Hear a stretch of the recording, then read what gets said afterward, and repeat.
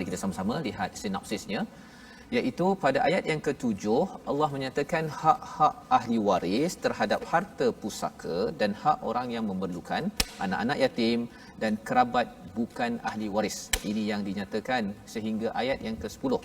Dan kemudian kita ada ayat yang panjang itu Ustaz, pada ayat yang ke-11 ayat pewarisan. Macam mana nak kali ini kita belajar algebra ataupun mungkin matematik tambahan ni ada 1/6, 1/2, 1/3 ke apa sebagainya. Nanti kita tengok bersama-sama. Moga-moga ini mencerahkan kita lagi bahawa sebenarnya Allah memang sayang kepada kita. Allah memang tahu sebenarnya kalau banyak cakap pasal ayat pusaka ni, pasal cabarannya banyak Ustaz. Yang menyebabkan bergaduh banyak kerana peraturan ini tidak diambil perhatian, satu, dan yang keduanya kerana ramai yang tidak pun faham apa yang ada di dalam surah An-Nisa ini. Allahumma arhamna bil Qur'an. A'udzu billahi minasy syaithanir rajim. للرجال نصيب مما ترك الوالدان والأقربون وللنساء نصيب مما ترك الوالدان والأقربون مما قل منه وللنساء نصيب مما ترك الوالدان والأقربون مما قل منه أو كثر نصيبا مفروضا وإذا حضر القسمة أولو القربى واليتامى والمساكين فارزقوهم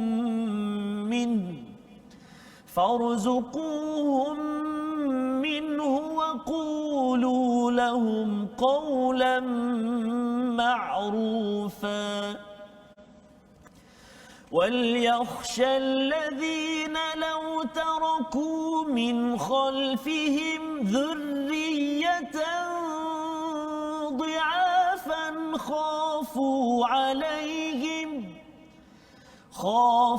عليهم فليتقوا الله وليقولوا قولا سديدا إن الذين يأكلون أموال اليتامى ظلما إنما يأكلون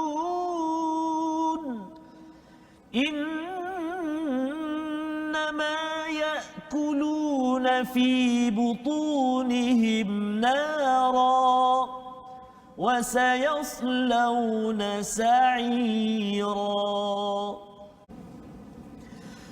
يوصيكم الله في أولادكم للذكر مثل حظ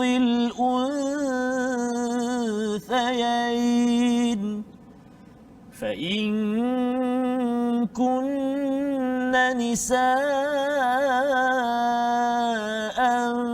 فوق 2 فلهن ثلثا ما ترك وإن كانت واحدة فلها النصف ولأبويه لكل واحد منهما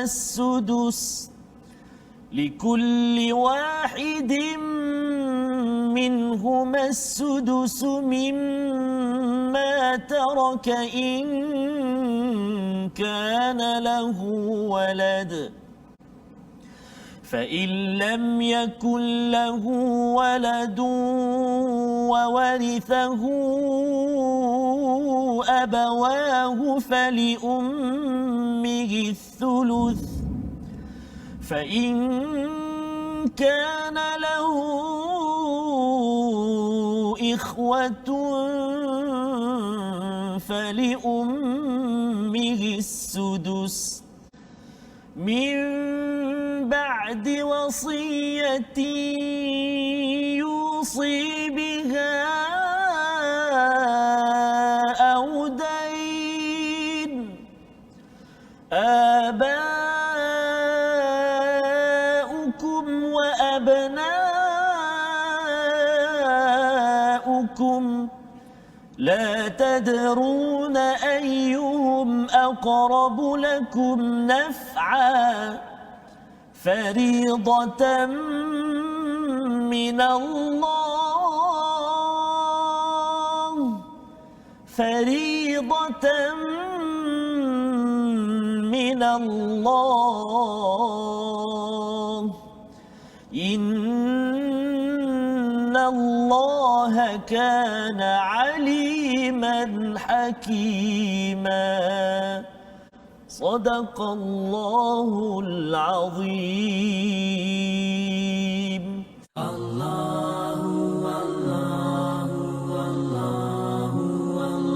Resolusi yang kita nak lihat, mari kita tengok sama-sama, iaitu bermula pada ayat nombor 7, ya. Perjuangkan Al-Quran kerana ia memperjuangkan hak lelaki dan wanita dalam bab pewarisan harta. Itu adalah resolusi pertama. Kalau tuan-tuan adalah bersama Al-Quran, teruskan, kerana Al-Quran ini menjaga hak warisan. Jangan sampai bergaduh ketika ayah ataupun ibu sudah pergi. Mereka mengharapkan jadi anak soleh, rupanya pada waktu itu bergaduh pasal harta sahaja, ya. Dan ini bukan main-main, ini sudah berlaku. Yang kedua, utamakan anak yatim dan fakir miskin dalam pembahagian harta pusaka. Kalau ada yang memohon bantuan, jangan diabaikan. Kerana apa? Kalau katakan tak dapat, cakap elok-elok, ya, tapi jangan sampai bercakap bukan sadida, yang tidak adil, yang menyebabkan kita kedekut, makin tamak kepada harta. Kerana itu adalah kerosakan yang berlaku, yang banyak berlaku dalam masyarakat. Dan yang ketiga, berkata dan berlaku adil biarpun isu harta yang tidak menyebelahi diri sendiri. Ya.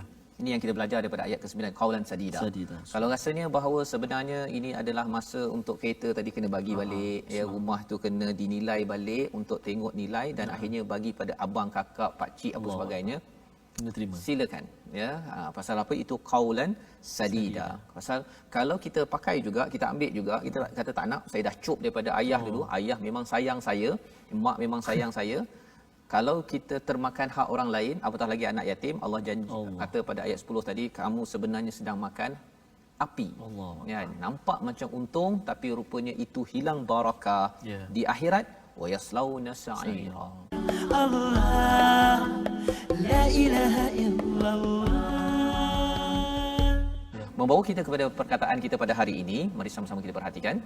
Nasaba, iaitu bahagian ataupun ketentuan yang berulang 32 kali di dalam Al-Quran. Bila Allah menyatakan pada ayat yang ke-7, nasib, itu maksudnya ada bahagian. Lelaki ada bahagian, ini memang terkenal sepanjang sejarah. Lelaki memang ada bahagian ketika ayahnya meninggal, saudaranya meninggal. Tetapi kalau katakan bagi wanita, inilah yang baru dalam masyarakat Islam, maksudnya masyarakat dunia. Kebanyakannya kalau jahiliah itu kata perempuan no way, kan? Dan bagi agama tertentu sekarang ini pun kata kalau perempuan tak ada, kan? Jadi anak perempuan kira habislah. Ayah kaya macam mana pun, ada apa ustaz, kaya, ada motor, ada basikal, tengok je lah, ya. Tetapi Islam memperjuangkan perkara ini, memperjuangkan kepada golongan wanita satu yang dipandang second class, nombor 2, dan juga beberapa ayat tadi bercakap tentang harta anak yatim. Astaghfirullah, innallah kana tawwaba. Jadi perkongsian tajwid yang kita nak kongsi pada hari ini menyambung pengajian kita semalam Ustaz tentang makhraj asy-syafatain, iaitu antara dua bibir, iaitu antara dua bibir ini keadaan terbuka pula, iaitu huruf waw. Contoh dia pada ayat yang kedua, kita tengok pada ayat yang kedua, perkongsian kita huruf waw maksudnya terbuka mulut kita. Kalau mim kan dia rapat, kan. Kalau huruf waw kita buka, contohnya au, waba waw au contoh ataupun wa atul yatama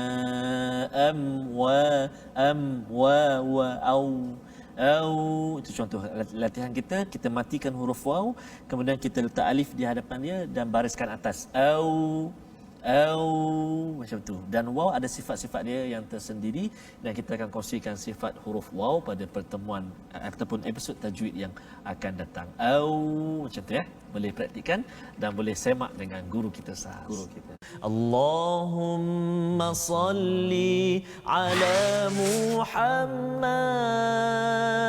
ya Rabbi salli alaihi wasallim